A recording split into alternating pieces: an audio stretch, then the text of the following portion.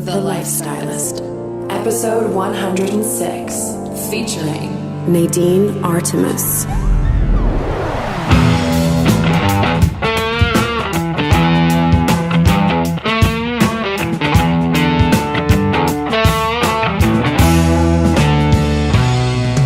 I'm Luke Storey, a former celebrity fashion stylist and founder of School of Style. For the past 20 years, I've been relentlessly dedicated to my deepest passion, designing the ultimate lifestyle based on the most powerful principles of health and spirituality. The Lifestylist Podcast is a show dedicated to sharing my discoveries and the experts behind them with you.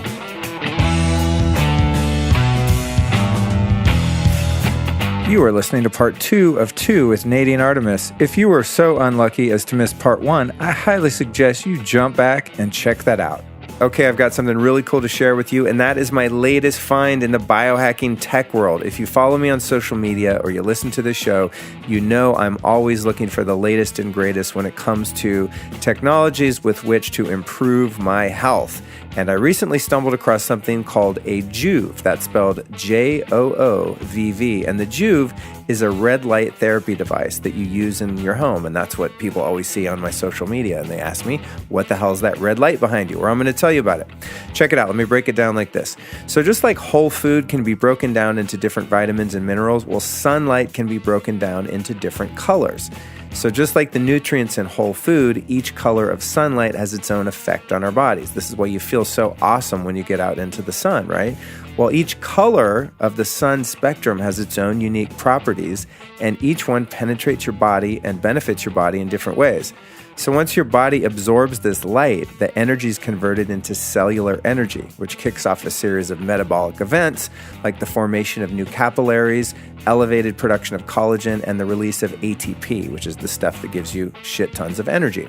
So red light therapy sounds a little crazy, but it's been approved by the FDA, and its effectiveness is studied all over the world. So basically in the world of science, medicine, biohacking, it's irrefutable that red light therapy really works. Some of the benefits include repairing sun damage. Now, I'm someone that likes to get out in the sun as much as possible, and I don't want to look 85 years old when I'm still in my 40s. So it reduces wrinkles, it enhances muscle recovery and peak performance, heals acne and other blemishes, fades scars and stretch marks, speeds up wound healing. I just used mine to actually heal a dental implant that I got, and that shit was healed up in like 3 days. It was crazy, and it increases testosterone production. So it's a really cool technology. Essentially, you just stand in front of this really powerful red light. It feels really good. It only takes a few minutes a day, and the benefits are insane. Like, my energy is off the charts. So if you want to check it out, here's the deal. Go to joovv.com. That's Joovv.com. And as always, I've got a hookup for you, $25 off if you decide to order one of these gadgets for yourself.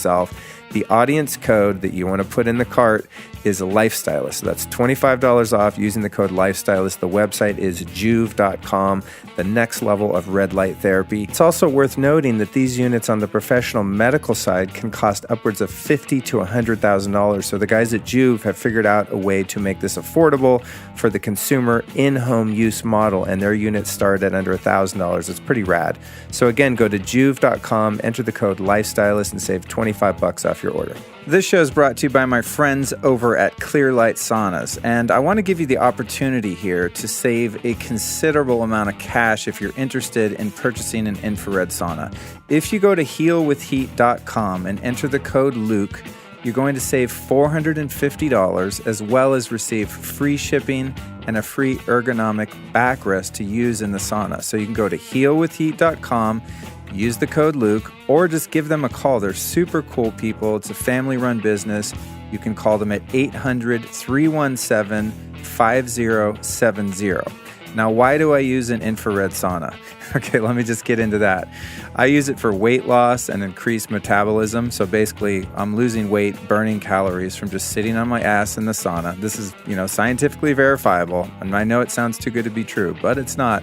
Muscle pain relief, immune system boosting, massive detoxification, improves the appearance of my skin, eases joint pain and stiffness, and it's just really good for stress and fatigue reduction. When you chill in an infrared sauna, after about 5 minutes, what happens is you go into a parasympathetic nervous system state, which means you are cold chilling.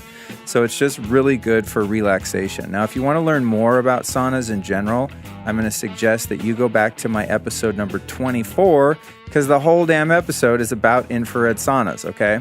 So again, if this is something you're looking into, I think they're the best in the market. They've got indoor and outdoor models starting at $24.95. They're very reasonable, really high quality. And again, if you use the code Luke, you're going to save $450 off your purchase, free shipping, and a free gift by going to healwithheat.com or giving them a ring at 800-317-5070.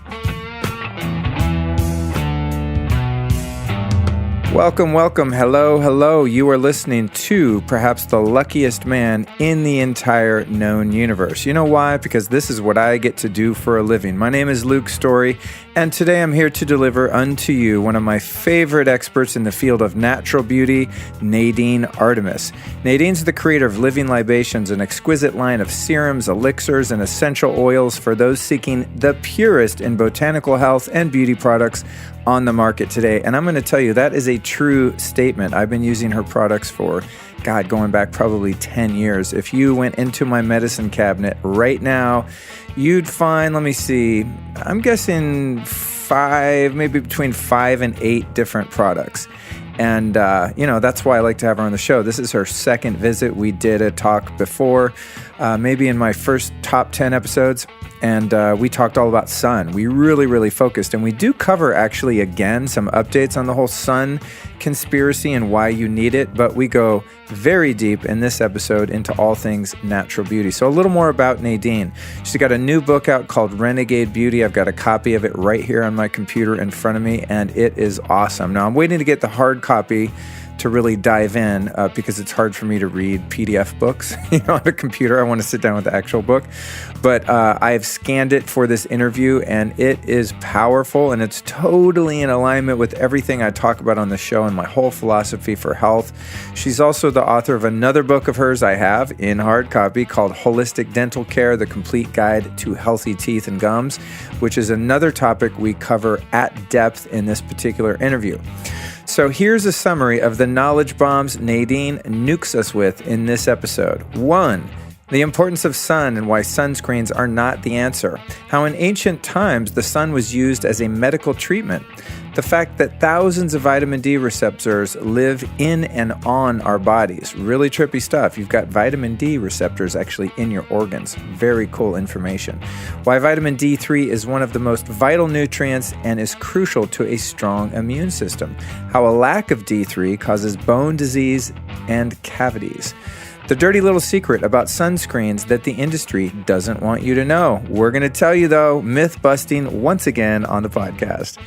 Why breasts and genitals need sunshine. It's not just a ploy to get people naked. You really need to get sun all over your body. Why commercial deodorants are so dangerous and what to use instead. How wearing certain types of bras increase the risk of breast cancer. Wah, wah, wah. The environmental impact of using hair dyes and chemical beauty products. How women have been brainwashed into overusing makeup. Wow, especially here in Hollywood, y'all. Seriously. And what are the best and worst foods to eat for skin health and why eating vegetable oils is the worst. The reason Nadine stopped being a vegan after giving birth to her son.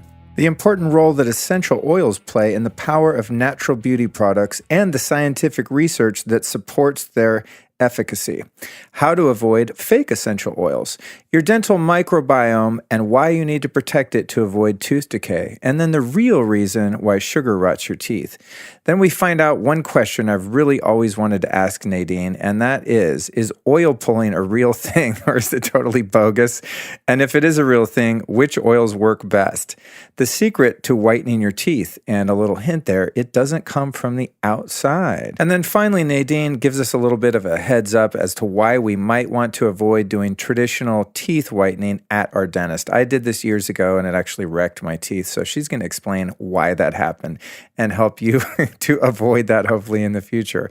Okay, so this is an action-packed double episode. I'm really excited to bring Nadine back to the show. So now I give you the one, the only Nadine Artemis.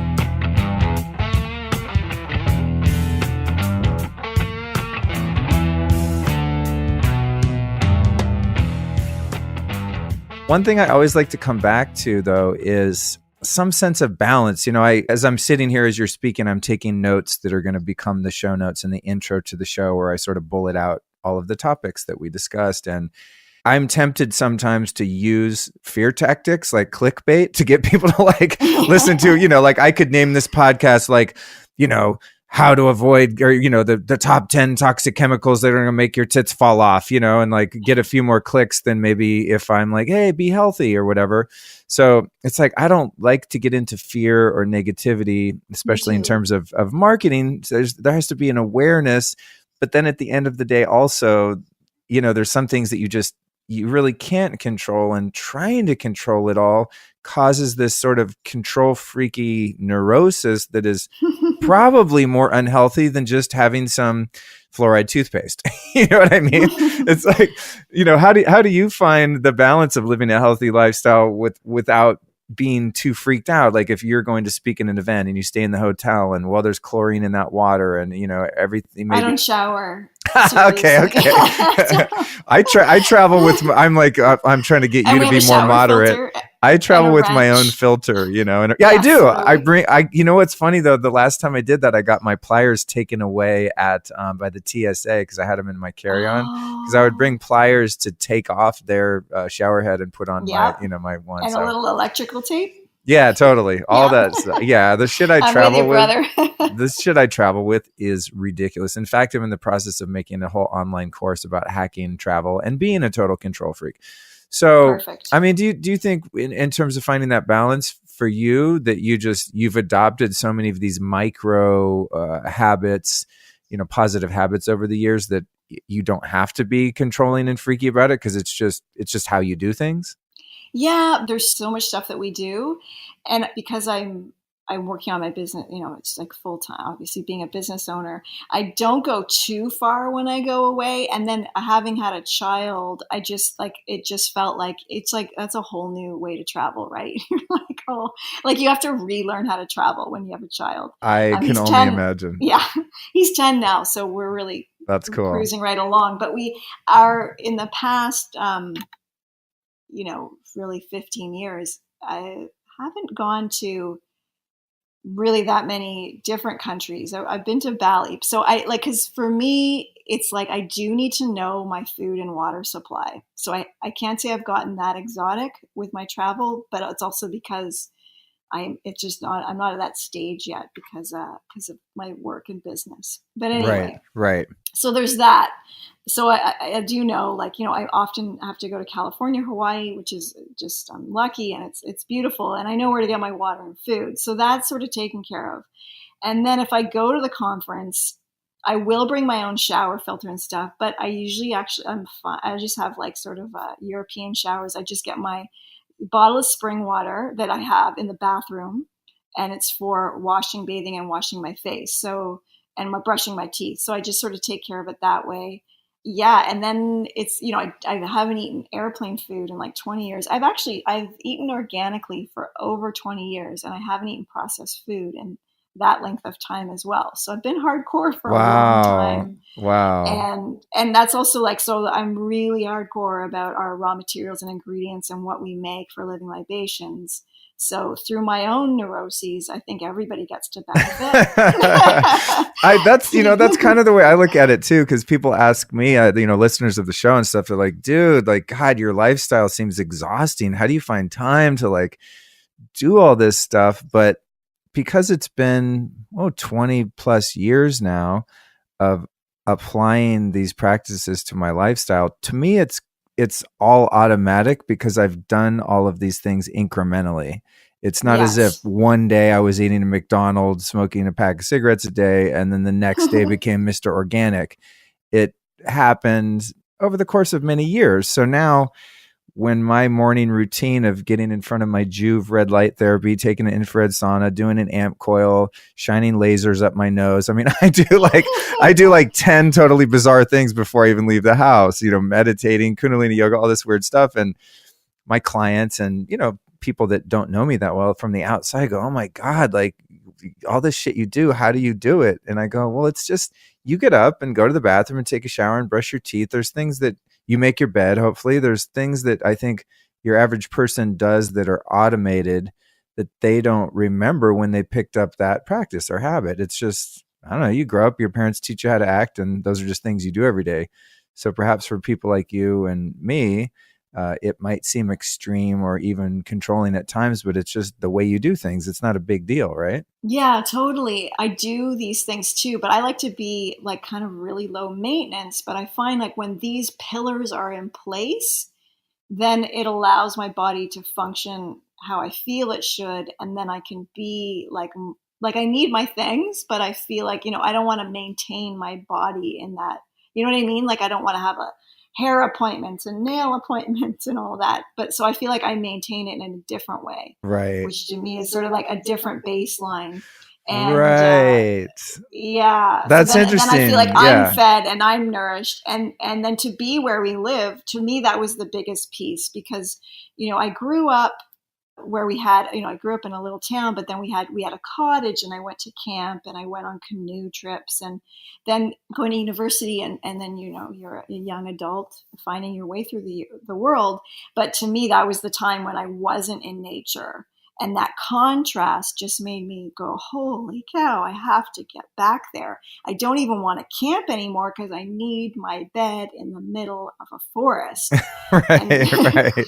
and so that became so clear to me. And then luckily when I met Ron, he was like, yeah, let's do it. And so to me, it was so important as like really one of the most important things I could do was to like move to where I knew that there was pure water and pure air and park it right there. And so, that in this world, as all this stuff flashes before our eyes and, there's all these things, I look out, and what I need to really nurture my soul so that I can do what I need to do on this planet is I need to see the horizon lines and see the sun rising and inhale the fresh air and be with the spring water. And then that to me is like the foundation. That sounds That's amazing. That sounds amazing. As I sit here in the middle of Hollywood, look out at 5 cell towers, and oh my God, I'm excited though because I just over the past year of doing the podcast and things like that, I've retired from being a fashion stylist, and I used to have to live in Hollywood to make a living. I mean, you can't move to the boonies in Canada and go dress people on photo shoots, and then I'm scaling back my fashion school to an online business in 2018.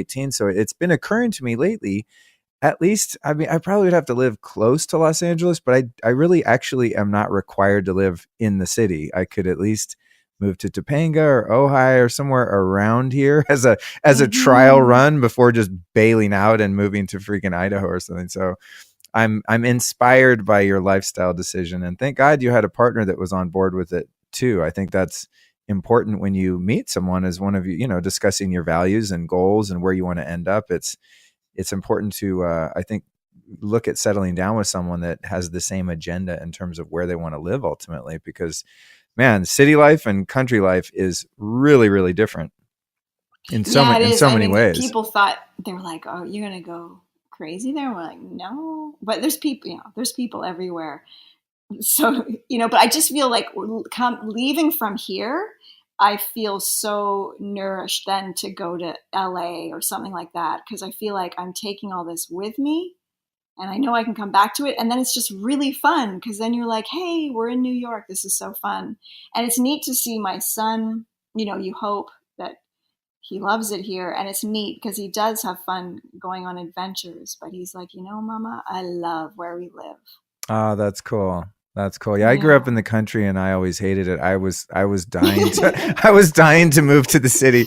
They used to take me to San Francisco on field trips and I was like, can you guys just drop me off? I want to go hang out on Haight-Ashbury, man. Like I'm not feeling the country. Okay, so back to a couple more things I want to cover here. You started talking about, eating organic for all of these years and bringing it back to the beauty piece and skincare and your nails and hairs and all the stuff that we care about on sort of the outer level. What are some of the best and worst foods we can eat in terms of supporting our outer beauty? You mentioned these rancid seed oils and things like that. Give me a little bit more of that. Yeah, so that whole realm of those oils and anything that's made with them. And I feel like, there really is a variety of ways that once we're talking about pure food, there's a variety of food systems that are going to work for some people, right? Like for some, raw dairy works, for some it doesn't. For some, being a vegetarian is okay, and some people need some wild game. And so I don't like to get too didactic about that because Sure. I have delved into, I've been everything for many years on different things. And I really understand that. And I just like to say that because I don't want people to get too pigeonholed or emulate a system because it's amazing. And some years you may thrive one way and then you have to go to another. I feel like a lot of people can really look at your immune system, and then we've got new things that come up like lectins. Like that's a whole new interesting realm that's making some vegetables not appropriate for autoimmune diseases, the ones that have lectins. But I'll tell you what's definitely what I think probably nobody should eat is those oils, corn generally, unless you've grown some in your backyard from a heirloom seed. And then again, not too much because there are proteins in there that are like the issues that we have with wheat. I don't think anybody thrives on gluten, and that's from, a very obvious autoimmune issues to just if I just, it was interesting because I didn't think I had any gluten issues at all, but then I experimented with stopping eating it. And wow, the subtle shifts were amazing. I love massages. Who doesn't? And I would always put time in my schedule for one. But actually, after I stopped eating gluten, it was about 6 months later, and I was like, hey, I'm not even booking massages anymore. Like it was just, I feel like some kind of level of tension left my body. And I really didn't see any signs as to why I should not eat gluten. I just like to experiment. So I don't eat gluten. I don't think anybody should eat soy. You can dabble a bit with fermented soy, things like miso.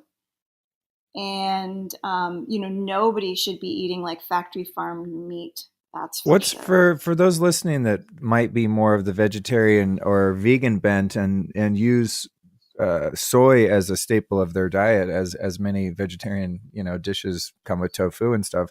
What's the problem with soy? Well, it's a real estrogen mimicker. And so for, especially for young boys, if they have soy formula, there's a book called The Whole Soy Story that has more of the stats in it if you're interested in it.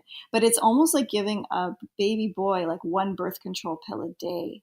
Oh my God, gnarly. Yeah, totally gnarly. And I myself, like I had years of being a vegan, and so I ate a lot of soy because it was also I was a vegan that needed like those hits of protein. Like I was like I needed more than a salad. But wow, did it ever get to a stage too where I had actually acne for the first time in my life for a couple months, which was so bizarre, and what it did to my cycle. So I feel like I'm glad I went through that because I feel like I can really speak from an experienced place. And then the moment I stopped, it was like all gone. And I had even cramps for the first time with my cycle and things like that. So that was really interesting to see. I think I just had such a buildup. And then, that was before we really understood about soy because that was like one of Right. those like the exciting health food. But Yeah, yeah, maybe it still is perceived that way. I don't know. But yeah. even when you're looking at healthy foods like a pastured egg, eggs might not work for people, or cashews. I have seen so many people get breakouts with cashews. So that's why it's really important. I think there's some general like no food that humans shouldn't eat, like a Twinkie. Yeah, things yeah, that aren't yeah, real. And yeah. then really, you really want to tune into how do you really have to go, how do I feel after I ate this? How am I feeling the next day? How is my digestion?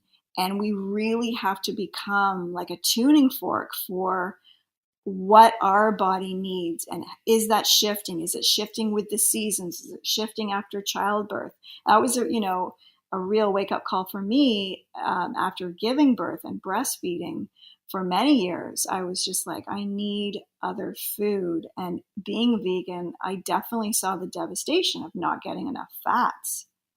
So if you What were the side effects of having that fat deficient vegan diet? Well, I can't. It was more of a feeling, Ah, okay. of a wide range of things, and coming out. I didn't go, oh my god, I didn't get enough fat. I got to eat it now. It was more like once I'd reintroduced different varieties of fat into my diet, I was like, oh, like I don't know. There was a Right, lubrication, right. that just felt so general for the body. I think there's a lot that's great about becoming a vegan because, well, for me, it was great because I got off all standard food programs.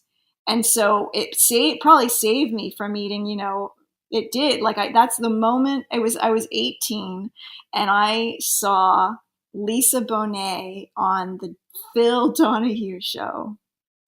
And there was Raul Julia and the guy who wrote the book Diet for a New America. And I'd heard of vegetarians, and this was a while ago. Now we all heard of vegetarians, but these folks, they weren't eating any dairy. And I was just like, wow, I'd never heard of that.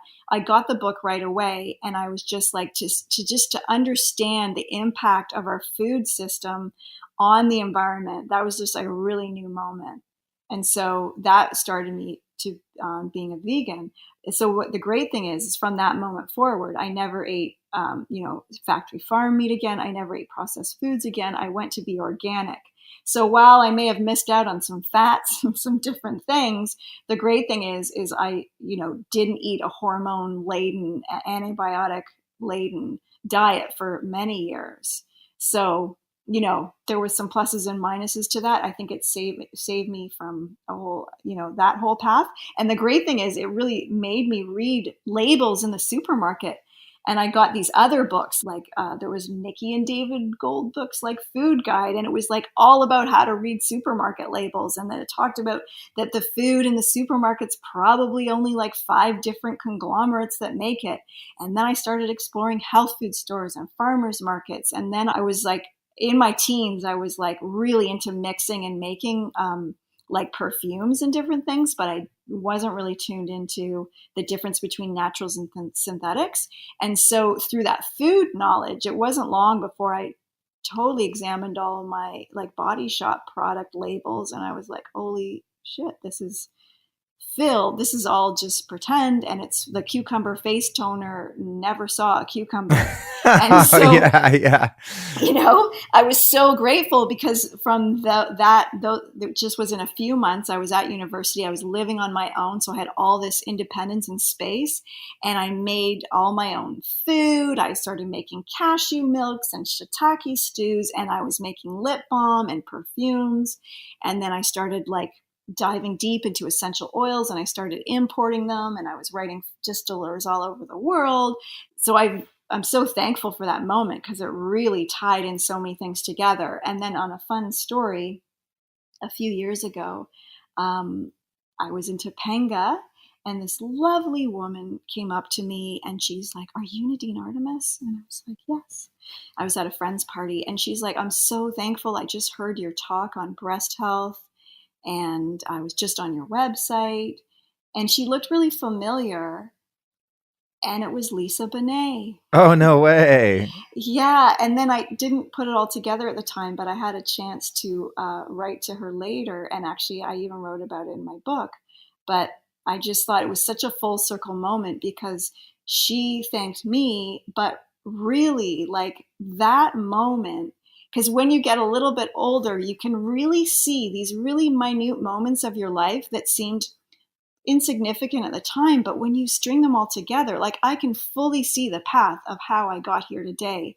and even in these microscopic moments. And that moment, and listening to her talk about factory farming and the whole food supply, and that, it takes like whatever 50 gallons of water to make a pound of meat or whatever, whatever that was, it was so significant in my life. So I was able to then thank her.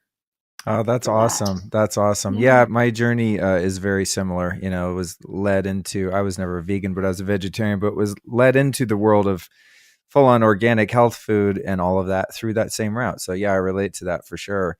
And then what about, you started to talk about how you were making your perfumes and things like that in the early days with essential oils. And this probably requires another entire episode because I know I know you have a body of knowledge there, but I do have a couple questions about oils, and that is, in terms of essential oils for the skin and for beauty, because obviously you have like a massive suite of essential oils and use them in most of your products, if not all of them. Can you just tell someone, what an essential oil is, just in a very broad sense, first off, and then I have a couple other follow-ups. For sure.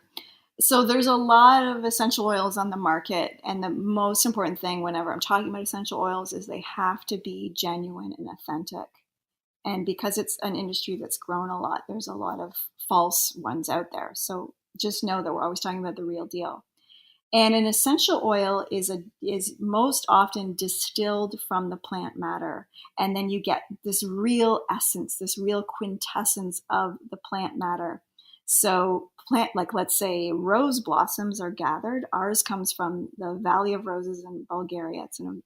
It's all organic, and then they wake up in the early morning and pick all the petals, and then they're put into an alembic, a distillation unit. There'll be a heat source at the bottom, which is usually like recycled plant matter for the fuel to make the fire. And then all the roses are put into the big pot, so to speak. And then the heat source bursts open the aromatic substance from the petals. So not all plants have aromatic molecules, but obviously the ones from essential oils do. And the heat makes them become a vapor.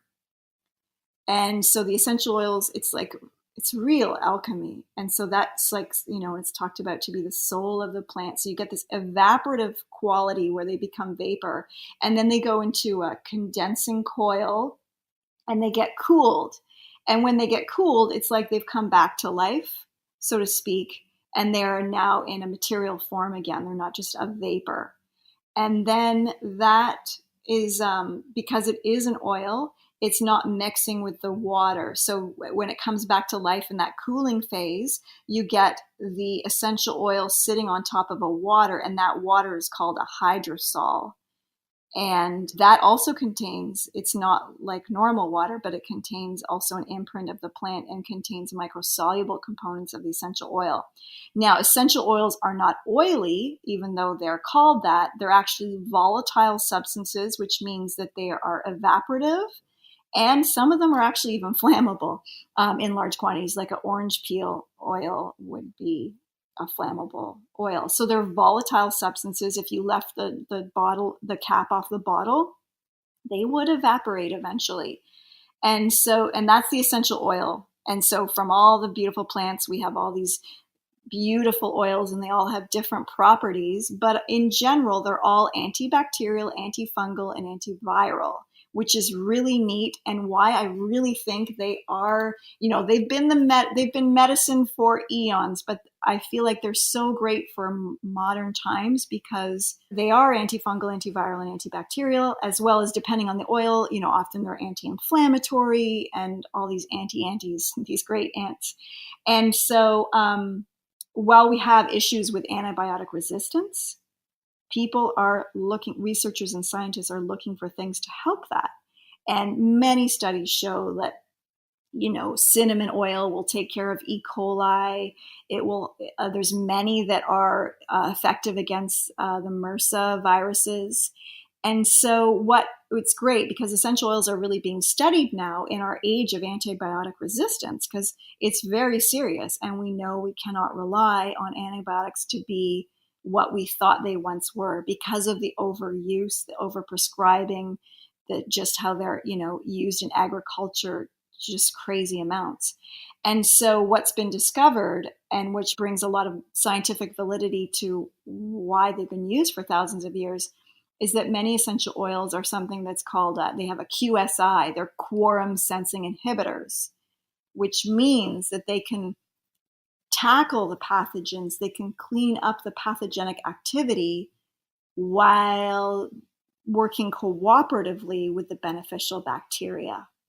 So much like how you were saying that plants that get a lot of sun produce this natural sunscreen that then we can apply and sort of steal that technology from the plant, so to speak, that it sounds like in the same way, the essential oils that are inherent to these various botanicals that are antifungal, antiviral, anti-this, anti-that, they're doing that for the plant. And then through the process of extracting those oils, we're taking that medicine that was put in the plant by nature and we're applying it to our bodies. Would that be a way you could contextualize that? Exactly, that's the way. And there's the word oil, and sometimes it's confusing for people because it's not like jojoba oil, which is a lipid fat oil. So there's no fat in an essential oil. There's like no lubrication, and they're highly concentrated. So 1 drop of rose oil contains the plant matter of about 60 rose heads. Whoa, that's insane. Yeah. That's insane. And so when we're thinking about using them, we really are thinking in terms of 1 drop at a time. And so to me, and my whole journey with them is just like to tune into how they were used in the ancient world. I felt was to really tune into like some secrets that were written on the walls of the universe, and to be able to inhale with them and engage with them has just been such an honor, because they really are like, it's great because they have like all this science behind them, and they're also just a miracle. They're like a miracle ingredient that we get to play with. And I love all kinds of extracts and herbal extracts and flower essences and tinctures, but the essential oils are just so multifaceted. And because they connect in with the mystery of our sense of smell, they really bridge what's tangible and intangible in the world. Because it's this material form, yet it takes on the ethereal qualities of an invisible vapor, an invisible sense of smell. So you get this, all the senses really get to be delighted by an essential oil. That's awesome. Yeah, the essential oils were something for a long time I didn't really pay much attention to. And then someone came over to my house years ago and did this little demo and turned me on to some of them, and now I'm just obsessed. Like I use them all the time. Like I'm really, really into it. I don't know that much about them, but I just know I like to have a lot of them around. The other question I had about the oils was, I've had a lot of experts, because I'll post something on Instagram or whatever of an oil that I'm using, and then I'll get messages from people like, "Oh, that one sucks. They use hexane and alcohol for the extraction method. You're supposed to do the old world way of distilling them." And what's the deal with how the extraction is done? And do some companies that are less knowledgeable or less scrupulous use models of extraction that are in fact toxic?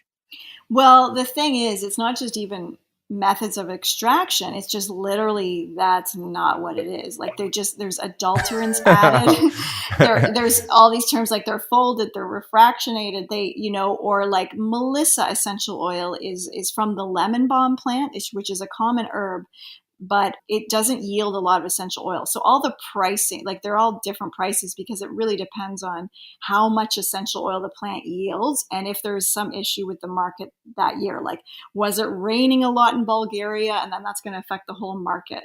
There's a vanilla shortage issue right now that's probably going to continue for a few years. So it's neat, because it's like having this cachet of oils for our business is like our own little stock market. And we really have to, we have hectares that are dedicated to our growing. And I've been working with most of my distillers for over 20 years, and they're really into the art of it. Some of them are 5th generation.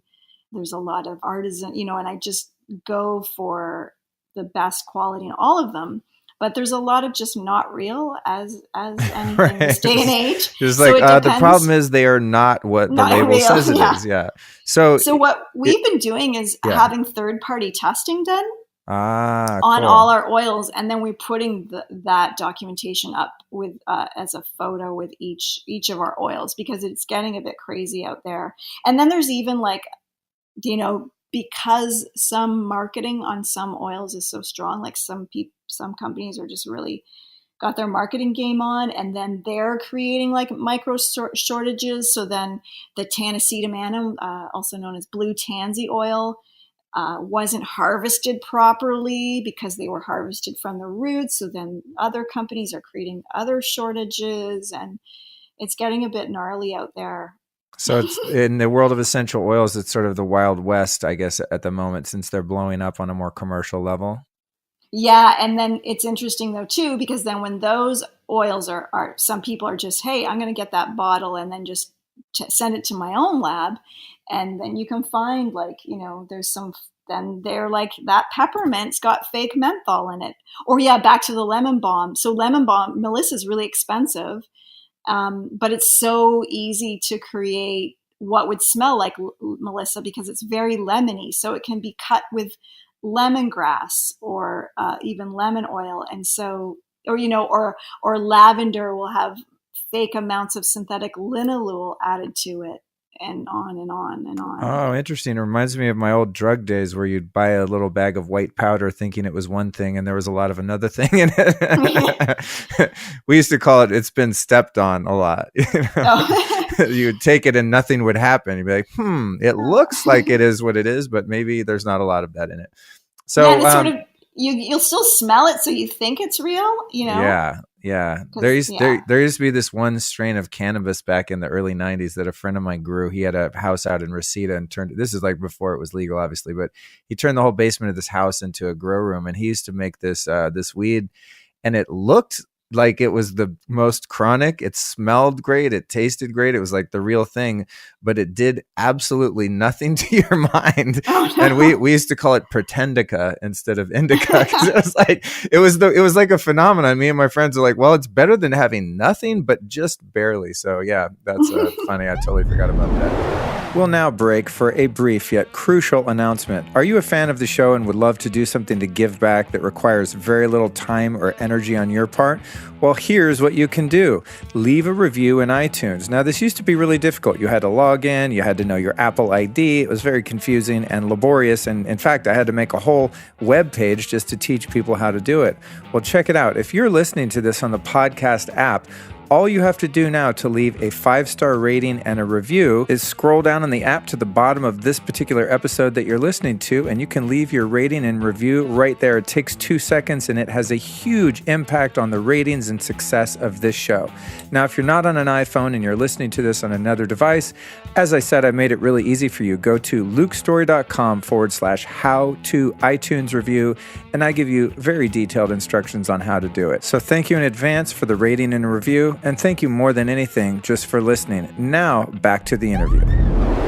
Okay, and then last thing, I swear I could do this forever, but I don't want to keep you here all day out of respect for your time, but there's just so much stuff to cover. If we can do a brief bit on the dental microbiome and a few of the broad stroke best practices for dental and, gum care. Yeah, I could definitely do that. Well, I like to start again with the microbiome because there's a very important microbiome in the mouth. So I got to get some water. Hold on. Speaking of microbiome. I was just thinking that. Speaking of mouths. So our main microbiome areas are the guts, and then the skin is quite huge. For women, there's a whole thing going on with the vaginal microbiome, which is important, and there's a whole chapter about that in the book. And then the mouth microbiome. And this has been a bit of a missing component because the microbiome research has really just been getting juicy in the past 10 years, but it certainly helps us consider a lot about our oral health. And again, I feel like the mouth is a microcosm of what's going on in the world, right? We've got mercury in the oceans and mercury in our mouths. We've got depleted topsoil, and we've depleted the diverse species of microbes that should be in our mouth.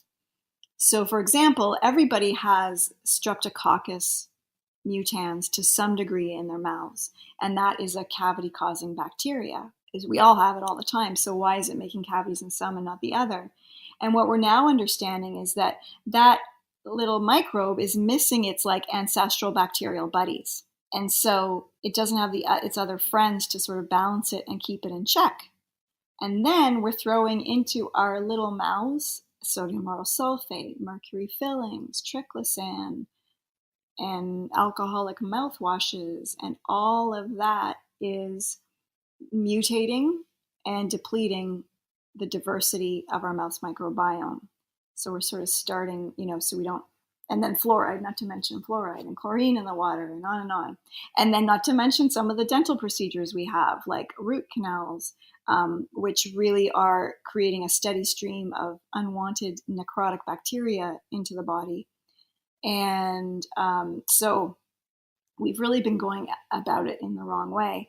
So there's a thing I call stop, seal, and seed. And you can apply that to your skin or your mouth or your guts. And the idea is that you want to stop doing the things that are causing imbalances and disturbing the homeostasis of the mouth's oasis.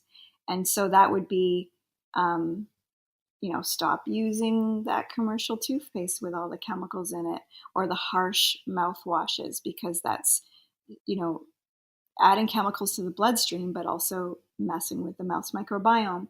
You want to stop eating, food that's going to be really acidic to your mouth, like soda pop or wheat and corn, all that kind of stuff that's really creating like a leaky gut, because the guts and the mouth are connected. So you want to stop doing things that are inhibiting your health, and then you want to seal. So you think in terms of like how we have a leaky gut. Well, we have leaky gums if they're bleeding.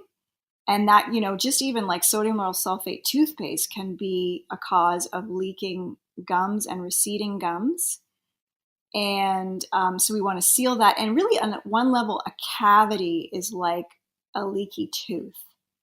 So another thing that's important to know is that our teeth have roots. And they're kind of like trees. They're drawing up nutrients from the bloodstream into the tooth. And once it goes through the pulp chamber, you've actually got a situation going on where the liquid becomes clear, and each tooth has there's a lymphatic dentinal flow. So there's a lymphatic system in each tooth. And then that fluid is through the odontoblasts, which are the things that help keep your teeth mineralized and healthy. They have these little pumps, and then that pumps out this microscopic lymphatic fluid onto the surface of the teeth. It's like microscopic sweat. And then so the tooth is like a toroidal system.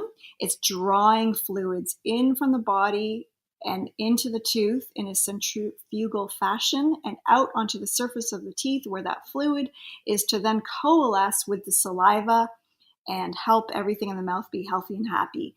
And just like a wound on a tree, if there's a cavity starting, hopefully that system will send, like the tree sends sap to that area to repair the wound. It will also connect and communicate with the saliva to help repair that area. If we're eating a lot of sugar, again, that's not really about the sugar sitting on your teeth. It's about spikes in your blood sugar level that are then throwing off the body's systems. And if there's a lot of hormonal stress, a lot of sugar in the diet, not enough minerals, then what happens is that fluid flow, that dentinal fluid flow actually, it can stagnate, but then it can actually reverse. So that your tooth becomes, instead of this upward flow, it becomes like a straw, and it sucks in bacteria and fungus from the mouth into the tooth. And that is actually the genesis of how a cavity is created. Wow, that's crazy. So I've heard you talk on this before. I think that's why I just was like, no, we got to cover this. Yeah. So it's like, I think, God, there's so many things we're just unaware of. Inside our mouth, there's a universe going on. Yes. It's its own little world. And I guess that's what we'd call the microbiome. But just that whole system, that whole process is so fascinating. And I think that most of us, like myself, especially when I was younger, I thought that my teeth were just hard pieces of bone or almost rocks. I just thought they were rocks, and they were inert, and they just were there and that was it. And then sometimes they rot and you get them yanked or drilled into or whatever. Totally. But That's what I thought too. I never knew that there were these little living fountains of minerals, and Yes. they're alive. I mean, they're They're organ. alive. It's so weird to discover that. And, I'm like, God, I implore to anyone younger listening to find a biological dentist right away. That's the thing is most dentists, and I know this because my teeth are pretty much wrecked at this point from going to traditionally trained dentists, but I don't even think that like the Western model dentists even understand what you just said. You know what I mean? Like, yeah, it's a rare, I mean, my work is all, I'm not obviously not a dentist, right. But I have teeth. I'm like, why can't us, the holders of teeth, get to know this situation? And, but all my work comes from the work of dentists that are mavericks and renegades and deeply committed to understanding the mouth. So there have been some awesome pioneering dentists, and that comes from the work, understanding the dentinal fluid system comes from the work of Dr. Ralph Steinem, who was a dentist, and he in the 50s, and he knew, he would read texts from the 1800s, and at that time they really felt that there was a systemic connection, there might be some kind of fluid, but really in the 40s the whatever dental association in the States was just like, no, it's going to be the acidogenic theory.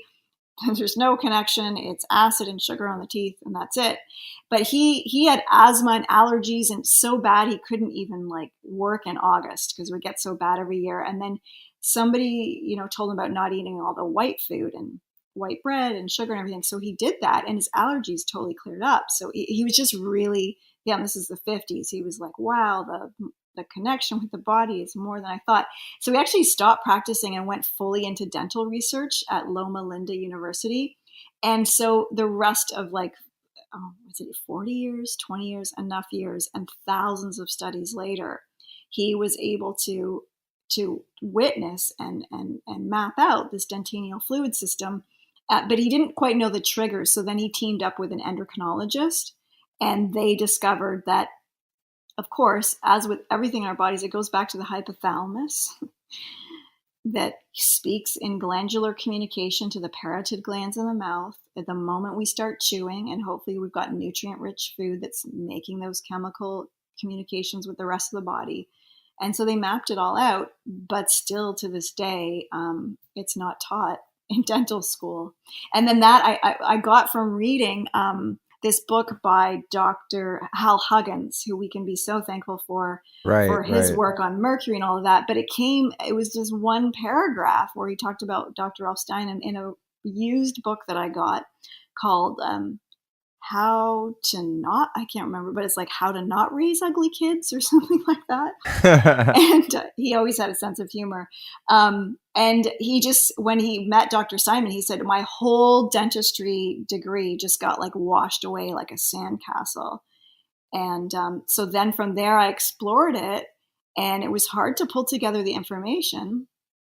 But eventually, I think it was even after my book was out, but then somebody did pull together all that information, and you can actually find all those studies in a book on Amazon. I think it's called Dentinal Fluid Transport. Exciting read. Well, thank God people like you are, dedicated enough to read it, because many of us won't. I'd like to mention to the listeners a few episodes ago, back toward the beginning, probably in the teens of this, I did a show with Dr. David Villarreal. Oh, great. Yeah, who I'm sure you may have met over the years. He was a student and protege of Hal Huggins, and I did an episode with him. It's called How to Protect Your Teeth from Dumb Dentistry. And we really cover this stuff from the perspective of a dentist that understands the mouth system in this way. But I was just thinking, as you were describing that and how it's so difficult to find this information, and how your average dentist doesn't come from this perspective. And I was like, well, of course they don't, because there's no money in it. It's like if you went to the dentist and they're like, oh, wow, you got your first cavity. Let me explain the way that the minerals work and these little fountains and da da da da. And if he just said what you said, then you'd go home and treat your teeth accordingly, and you would never come back to the goddamn dentist, which is not very good for the bottom line. So like much of allopathic Western medicine and big pharma, the vested interests aren't really in teaching you to become the, the sovereign owner of these different body systems. So I think it's up to people like you and Hal Huggins and me putting the show out to educate people in a way that allows them to be in charge of this and not have to, lose half their teeth basically like I have. I mean, half my mouth is made of porcelain at this point, and it's not only expensive, it's just a pain in the ass to deal with. It's like one of my porcelain inlays is always breaking. I had to, I have a missing tooth, so now my teeth are all worn down on one side because I got one pulled, and it's just like, oh God. It's one of those things that I like very few times in my life I wish I would have listened to my elders when they were like, hey, maybe you shouldn't open beer bottles with your teeth. And I was like, F you, man, I'm rock and roll. It's like, oh, you idiot. God, why did I, it's like the one thing I really regret was not properly caring for my teeth when I was young. So thank you for that perspective and that information. The last thing I'm going to ask you about the traditional questions before we wrap it up is oil pulling a real thing, this Ayurvedic practice of swishing different oils around your mouth? And if it is legit, what oils work and what oils don't work, in your opinion? Yeah, I think it is a legit thing. And I've experienced and I've witnessed really great improvements with people's teeth and a lot of whitening happening, which is great. So it's an ancient Ayurvedic thing, which, obviously there weren't scientific studies back then, but I think when something's around for that long, then there's its own kind of proof, so to speak. And then lately there actually have been studies that have shown it to be effective. So personally, I like using MCT oil because it's already liquid as opposed to the coconut oil. And for our libations, we call them dental swishing serums. And we add in a lot of the potent essential oils because I feel like that's a way to kind of upgrade the oil pulling situation. Oh, cool. I didn't know you guys had that. So you have so many products I can't ever get to the end of the line. Okay, carry on. I got too much creativity. And we put in things like CoQ10 and that kind of stuff. But cool. In my book, I have a recipe for tooth butter cups, which is something I made up, which you take coconut oil, some essential oils, you can add clay, charcoal, and then you just, those chocolate silicone molds are so easy to find. Sure. Silicone's really safe. And then you can just make, liquefy the coconut oil, blend in your ingredients, and then pour it in, pop it in the fridge. You try and get the smallest ones you can, like little kind of sugar cube sizes or something. Right. And it's so fun to do with your kids if you have any. And then you can put them in a mason jar and then they're the right size so you can pop in and do oil swishing sessions. And it really does help because it helps to remove and draw out toxins from the mouth and then rebalance the mouth's microbiome. And it really helps with things like bleeding gums and all of that. Because if you do have bleeding gums when you're flossing, that shouldn't be happening. So you really need to be lubricating those gums and anointing them every time after you brush. We have something called Yogi 2 serum. Yeah, I love that stuff. Yeah. I love it's that really stuff. potent, and people literally will have bleeding gums. And then for some, it will take longer, but for some, they just put one drop along their gum, there's floss, and they don't bleed by the next day. Maybe that's why, because I used to have bleeding gums and I don't anymore, and I don't know what did it. Maybe you cured me and I didn't even know it. I very rarely get bleeding gums anymore, and I've been using that stuff and just incorporating essential oils more into my thing. But in terms of the oil pulling, there's just, if you Google it, I mean, it's just, there's a lot of controversy about the validity of that. But you had me at whitening because, as I'm 47, I drink a lot of tea and coffee and elixirs and all this shit. And a lot of pigment-rich foods, I'm sure. Right? Yeah, totally. I'm like, that's the thing. If you eat a lot of pigment-rich antioxidant foods, your teeth suffer. So I'm like, okay, I'm doing it. I've got my bulletproof brain octane oil. I'm in. I want whiter teeth. Yeah, just do it with that. That's cool. Also, just speaking of whiteness, because everybody's always interested in that. There's also, by the way, there's also a great app on that you can get on your phone to whiten your teeth for Instagram. Yeah, for photos. I'm halfway joking. No, there's like, like you see people on Instagram, you're like, really? That looks like a piece of copy paper. Like no one's teeth are that white. Anyway, just kidding. That's so funny. Yeah, I always joke if the secret to flawless skin is Photoshop. Yeah, totally. Totally. We got to just realize whiteness comes from the inside. So we've all been educated on that pulp chamber inside the mouth. And so you really want to plump it up with vitamin D3 and K2. So then it comes back to the sun and the supplements and the fat soluble vitamins, because I've seen so many vegans with gray, glassy teeth. And that's because they're not getting the fat that they need. And it's going to be Ron and I call it the day the fats run out, it's just like, so it's going to be different for every different person on that diet. But when you're eating, like if you're eating lentils for lunch and oats for breakfast and rice for dinner, that's just what we now know too, is that's just too many carbs. And you're going to have spikes in your blood sugar level. And I really think one of the keys for optimal health is having a balanced blood sugar. Because the moment it's not, then you set off an inflammatory cascade that, from hormones to skincare to teeth to, deeper autoimmune issues. So that's really important. But we all think the enamel is the white thing, but actually the enamel's transparent. And it's reflecting the health of the inside of the tooth. So that's why really whiteness does come from within. So you want to amp up those fat soluble vitamins. And if you are a vegan, I totally get it. I've so been there. And so then just supplement because K2, it's always a vegan. It's made from natto, from a fermented soy.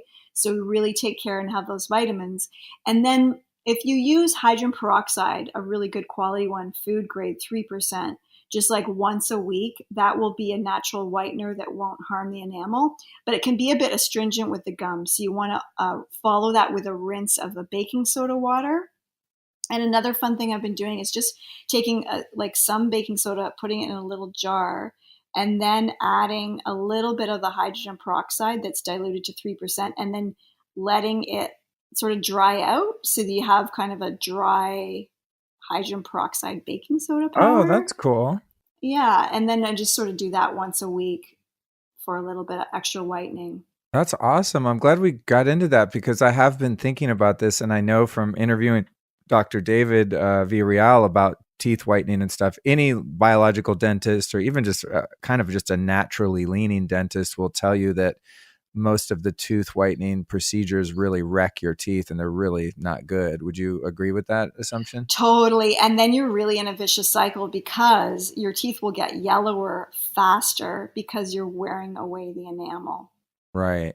Yeah, I think, actually, you know what? As a matter of fact, I forgot about this, but many years ago, God, probably 15, 18 years ago, when that Zoom whitening laser shit came out, I went and did that. I'm like, I wonder if that's why my teeth won't ever get like as white as they were once in life. Yeah. So I always tell people, don't do it. It just, I don't know, anything that's that good, you just can't trust.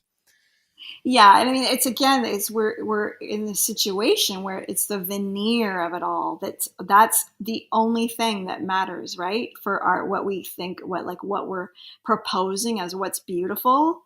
Right. It's just we're so caught up in the veneer, and literally we have veneers on our teeth, and it's just like. But then come whatever 50, 60, it's like now what? Because because we were just bleaching our teeth when we were 20. Right. You just made me think of Keith Richards. I just saw a picture of him today. And, if you look at early pictures of him, his teeth are just totally tweaked. And then at some point in the 80s, he just got these huge, bright, beautifully spaced, very un-British teeth. And he just has a whole mouthful of veneers, but they look so perfect that they don't look real. And that is on the other end of the spectrum. That's your other option at the end when you've totally trashed your teeth. Then you kind of just have to get a bunch of fake ones put on that look white and healthy. But they haven't nailed like the natural look of veneers yet, No. If he can't afford it, they don't exist, basically. You know what's great though? We literally right now have the ability to grow teeth. It just hasn't gotten to like a normal go to your dentist level. Ooh, like with stem cells or something weird? Yeah, totally with stem cells. And there's like a little like a mold, like a shape that they would put over the gum line. I might not be describing it perfectly, but then, injecting stem cells to that area, then the mold keeps it formed. Oh my God, I'm so excited. I'm so excited because one of the things that I didn't listen to the elders about was wearing a night guard because I grind my teeth like a freaking psycho. So my teeth many of them are ground down to where there's no enamel. They're just like, they're toast basically. So I was like, I've actually thought about that. I'm going, science, hurry up. Like the anti-aging people have to get this figured out so I can grow a tooth. And I think I heard something about them first doing it like on a pig or something weird like that. Yeah, it was a pig. It was? Sure. Oh, okay. Yeah. I kind of forgot about that. Good. There's a glimmer of hope there for my poor old teeth that are all ground down to nubs. For sure. Well, keep your fat soluble vitamins going. And there's I have to look in my other book on holistic dentistry, but there's actually some homeopathic tissue salts that you just swish with them, and they're really good for stabilizing the enamel. Because I had a period where I was really into bee pollen, which kind of just didn't work so well with enamel. Oh my God, I didn't know that. I chew on that stuff like it's going out of business. Dude. So no bee pollen chewing if you want good enamel? Not for a little bit. Not for let's get your enamel caught up. Okay, interesting. Wow. So much information here. Well, Nadine, we're hitting the 2-hour mark. As I said, I promised an hour and we've over-delivered. So I'm assuming we'll probably make this a double episode, which is great for you, me, and the listeners. In closing, I've got a question for you. It's a 3-parter. You've answered it before. Hopefully you don't remember your answers though, and you'll come up with new ones. And that is, you've taught me so much. You've taught our audience so much today. Who have been 3 teachers or teachings throughout your life that have most influenced your work? Rumi, the poet. Krishnamurti, for just really getting the mind in order. And Abyssinia, who invented distilling rose. Oh, cool. Awesome. That's a great obscure one. Yeah, he wrote like, I think over 400 texts. A lot of them are still in existence, but he is definitely one of the most brilliant people that's walked the planet. Awesome. Very good. Thank you for those recommendations. And we will put those in the show notes. Those of you listening, you can find the show notes at lukestorey.com. And if you want them emailed to you, just go to the homepage and click on the little tab right at the top that says show notes into your email, and we will send them to you, including these every damn week. Nadine, speaking of websites, where can we find you, your work, your book? As I said, by the time this airs, it'll be in a couple weeks. Your book will have been out. So give us everything you want to promote. For sure. Well, actually, the book came out on Tuesday. Oh, it did? It came out on the 14th. That's right. I can send you a real copy from the store. Yeah. Please do. That's funny because I was looking at my email today and I was like, so it'll come out in a week. And it has been a week. That's awesome. Congratulations. Thanks. Yeah, it's funny because I was doing an Instagram story today and I was posting and showing the cover of your book, and then I thought, oh shit, that's the advanced copy, and I deleted it because I didn't realize it was out already. So cool. So tell us where we can find all that stuff. Yeah, so livinglibations.com, and the book's on there, of course, in our wonderland of creations, and it's also on Amazon and the Kindle versions on Amazon and all of that. And then we have lots of social media channels, but I do the Instagram if you want to hang out there, and you can see and drink in the beauty of where we live.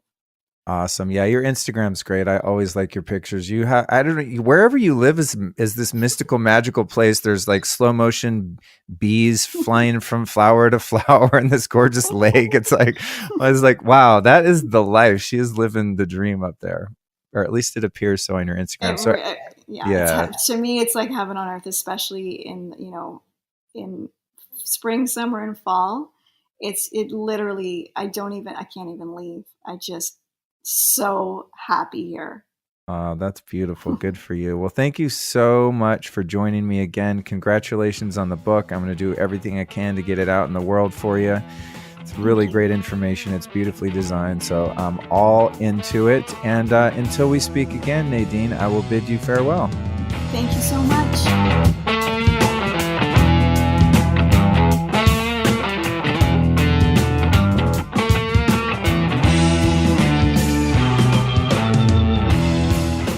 And that concludes another marathon double episode of the Lifestylist Podcast. Man, thank you so much for joining me. You have no idea how fun it is for me to get to do these interviews. Like, seriously, these are my favorite people in the world, you guys, and I get to sit down and not only have chats with them and ask them everything I've ever wanted to know, but I get to broadcast that out into the universe and into the minds of listeners just like you. So thank you so much for joining me on the journey. I'm learning a ton every week. I hope that you are.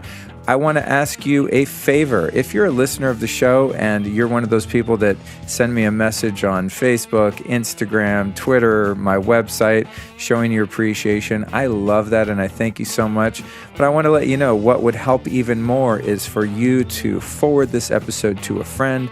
And as I indicated earlier in the mid-roll plug, to leave a rating and a review. It's now so easy to do that. You just scroll right down into this episode on your podcast player on your iPhone, and you can leave a rating and a review right there. So share this with a friend, leave a rating and a review, and you will be helping humankind make a giant leap forward into sharing this information with everyone in the world. All right?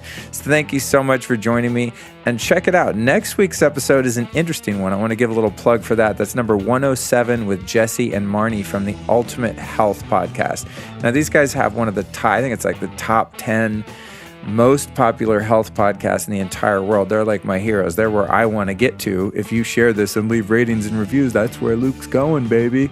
But these guys are really great people. They're very knowledgeable. And it's interesting because we were going to talk about health, and then we sort of talked about what it's like to run a hit health podcast. And so it's kind of a peek behind the curtain. It's a little bit different format, or I guess subject matter, than I normally cover, but I think it's really interesting. So that's next Tuesday, number 107 with Jesse and Marnie from the Ultimate Health Podcast. And if you want to make sure that you don't miss that or any episodes to follow, I've got some really good ones coming out, you guys. You're going to freak when you see what I've got in store for you. Honestly, I have, a couple months worth recorded in advance, and I've got some insanity coming at your eardrum soon. But if you want to make sure you don't miss them, dude, it's really easy. Just click subscribe on your app. The app has recently changed, at least the iPhone version of it, and it's really weird. Like, you got to work really hard to get the new episodes of shows you're not subscribed to. It's actually kind of a pain in the ass. I'm not a super fan. So if anyone from Apple is listening to this, like, y'all get your asses together. It's kind of weird what you've done with the app. It's awesome because it's easy to leave ratings and reviews now, which used to be excruciatingly difficult and a total pain in the ass. But now it's just kind of hard to follow episodes unless you subscribe. So it sort of makes you subscribe to shows. So why don't you just follow suit, follow the brainwashing from me from iTunes, and just subscribe to the show. All right. I love you guys so much.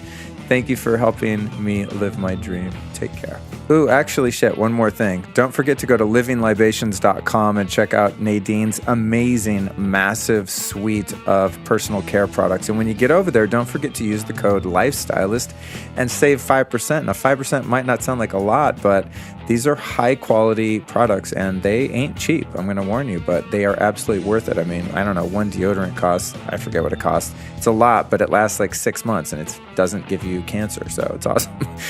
So go to livinglibations.com and enter the code LIFESTYLIST and save 5%. You will not regret it. Trust me. I know you're going to thank me later on. All right. Now I can really say good night, good day, whatever it is. Good morning. Peace out. Bye-bye.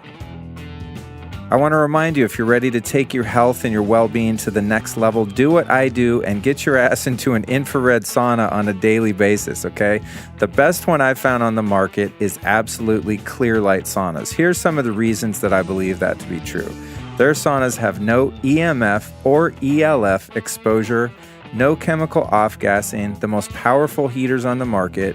They make indoor and outdoor units. They have a legit 100% no BS lifetime warranty. They come with chromotherapy lighting and Bluetooth sound systems.